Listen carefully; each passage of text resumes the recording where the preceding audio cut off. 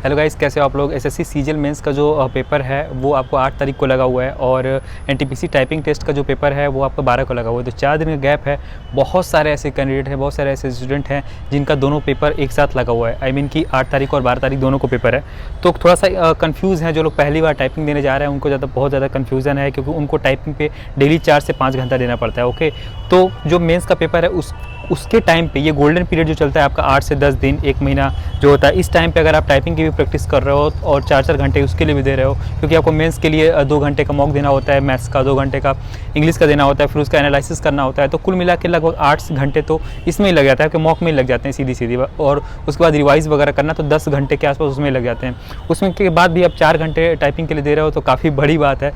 तो देखिए, इसके लिए कंफ्यूज आपको बिल्कुल नहीं होना है, आपको दोनों चीज़ें एक साथ करनी है। ओके, क्योंकि जो मेंस है, मेंस का जो 100 क्वेश्चन होता है मैथमेटिक्स का, उसको करने के बाद मॉक देने के बाद जो सुकून मिलता है वो अलग ही चीज़ होती है। और सीजीएल प्रिपरेशन आपको करनी है, सीधी सी बात है, आपको सीजीएल प्रिपरेशन करनी है।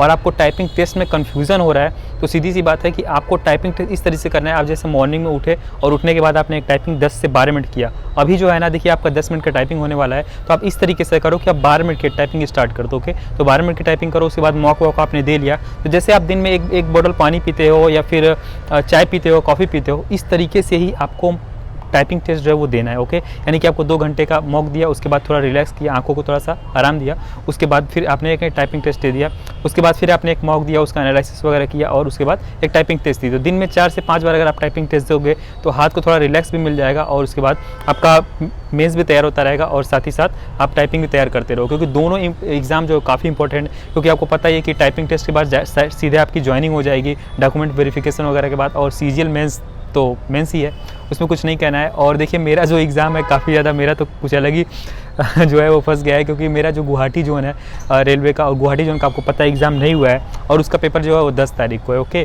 तो 2 दिन का ही गैप है। तो जैसे ही मैं भी मेंस की प्रिपरेशन कर रहा था, बट जैसे मुझे पता चला कि गुवाहाटी जोन का पेपर जो है वो 10 तारीख को होने वाला है और 10, 11, 12 को चलेगा, तो आपको पता ही है कि थोड़ा सा रेलवे के लिए जीके वगैरह अच्छा पढ़ना पड़ता है, क्योंकि जो भी लड़के सीजीएल के एसएससी की तैयारी करते हैं, एसएससी प्रिपरेशन करते हैं, जीके थोड़ा सा वीक होता है क्योंकि अनएक्सपेक्टेड आता है, तो जीके को उतना हम लोग थोड़ा सा पढ़ाई नहीं करते हैं, आपको पता ही है। तो मैथ्स और इंग्लिश पे पूरा फोकस था, लेकिन अचानक से ये आने के बाद से मैंने भी मॉक वगैरह बंद कर दिया, क्योंकि मेरा आई जो है उसमें भी थोड़ी प्रॉब्लम है, -5 जो है वो ग्लास है, तो 10 घंटे स्क्रीन टाइम हो ही जाता है। और ज़्यादा ही जब चेक कराने जाता हूँ यार, तो पावर जो है वो बढ़ जाता है थोड़ा सा, तो ये इशू है। तो इस वजह से मैंने थोड़ा सा सीजीएल को स्किप किया हूँ इस बार और फोकस कर रहा हूँ गुवाहाटी जोन अपने पे और रेलवे पे ही। ओके, तो कोई बात नहीं, एकदम मोटिवेट रहिए और सीजीएल के लिए, मेंस के लिए एकदम प्रिपरेशन करते रहिए, क्योंकि वो जो 100 क्वेश्चन होते हैं, मुझे सबसे सही बताऊं तो सबसे ज़्यादा मज़ा आता है मैथमेटिक्स के, जब 100 क्वेश्चन कर लो और इंग्लिश के 200 क्वेश्चन कर लो, उसका एनालिसिस कर लो, तो पूरा दिन जैसे लगता है बन गया है। ओके, तो सीजीएल की प्रिपरेशन करना, मैथ्स की प्रिपरेशन करना और मॉक देना अपने आप में एक बड़ी बात होती है। ओके, तो अगर आपके स्कोर भी हैं 140 आ रहे हैं, 150 आ रहे हैं, तो ये गोल्डन टाइम है, चीज़ों को रिवाइज़ कर लो जितना हो सके। इंग्लिश के वोकैब्स वगैरह अच्छे से रिवाइज़ कर लो, इंग्लिश के नोट्स वगैरह रिवाइज़ कर लो, फार्मूला वगैरह रिवाइज़ कर लो, एडवांस मैथ के फार्मूला वगैरह रिवाइज़ कर लो। तो ये चीज़ें हैं। देखिए, एक और चीज़ होती है कि जब आप सिलेक्शन के करीब होते हो, सिलेक्शन से पहले तो बता देता हूँ, सबसे पहले सिलेक्शन से दूर होते हो तो आपका प्री नहीं निकलता है। ओके, प्री नहीं निकलता है, ऐसी चीज़ें होती हैं। फिर एक टाइम आता है कि आपका मेंस निकलने लगता है। ओके, तो 2 चीज़ें होती हैं, लेकिन जब आप सिलेक्शन से वाकई में करीब होते हैं ना, तो आपके 2 एग्ज़ाम एक साथ पढ़ेंगे, ये फिक्स है कि आपके 2 एग्ज़ाम 3 एग्ज़ाम एक साथ पढ़ेंगे और इसमें फिर कन्फ्यूज़न आता है कि कौन सा एग्ज़ाम दें। और सिलेक्शन होने के बाद तो फिर आप जब पेपर दोगे तो आपके पास फिर एक ऑप्शन आ जाए कि आप कौन सी जॉब पकड़ो। तो ये सब चीज़ें होती रहती हैं, ये सब पार्ट है लाइफ का।